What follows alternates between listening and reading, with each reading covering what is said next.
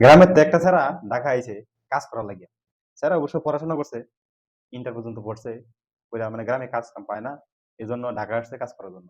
তখন ঢাকা তো আরকি মানে চাকরি-মাকরি হয় না।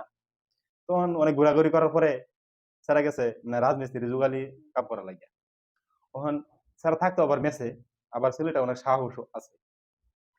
বয়স কম, সাহস অনেক।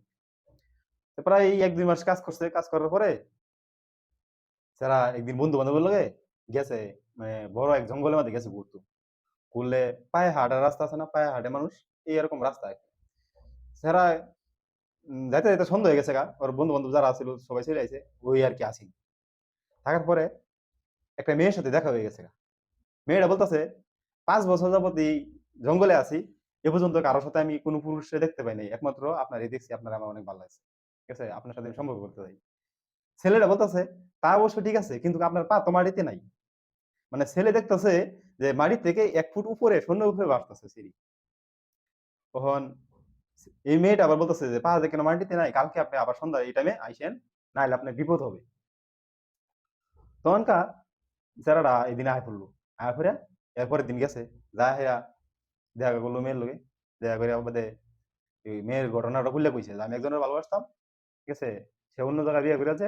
তখন আমি এই যে গাছটা আছে পাশে এই গাছটার ভিতরে আমি ফাঁসি দিয়ে মারা গেছি। আমি আর জীবিত নাই।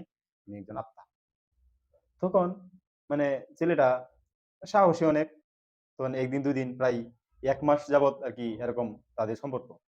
১ মাসের ভিতরে তারা আবার একজন আরেকজনে জড়াইয়া ধরত।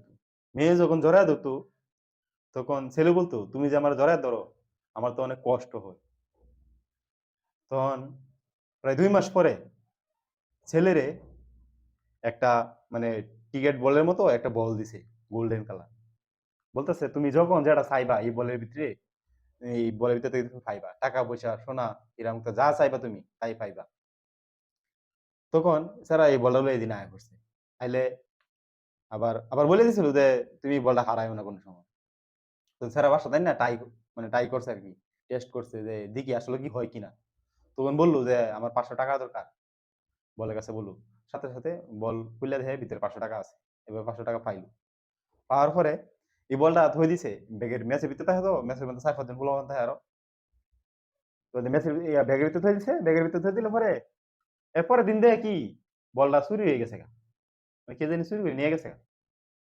পরে ওই ছেড়া আরেকদিন সন্ধ্যাবেলা গেছে দেখা করার লাগি। যাওয়ার আগেই কইতাছে, "তুমি একটু দূরে থাকো। তোমার সাথে আমার কোন সম্পর্ক নাই। তুমি বলটা রাখতে পারো নাই। বলটা তুমি হারায় ফেলছো।" তখন ছেড়া কইতেছে, "হ বলটা তো হারায় গেছে।" আবার মেয়ে কয়ে দিছিল যে, "এই বলটা তোমার ছাড়া অন্য কারো কাছে গেলে কোন কাজেই লাগবে না। ঠিক আছে? এটা অকেজ হয়ে যাইব।" তখন কে বলতেছে, "তোমার লগে আমার কোন সম্পর্ক নাই। আজ থেকে তুমি মুক্ত। ঠিক আছে? তুমি যাইতে পারো। তোমার আমার সাথে আর কোনদিন দেখা করা লাগবে না।"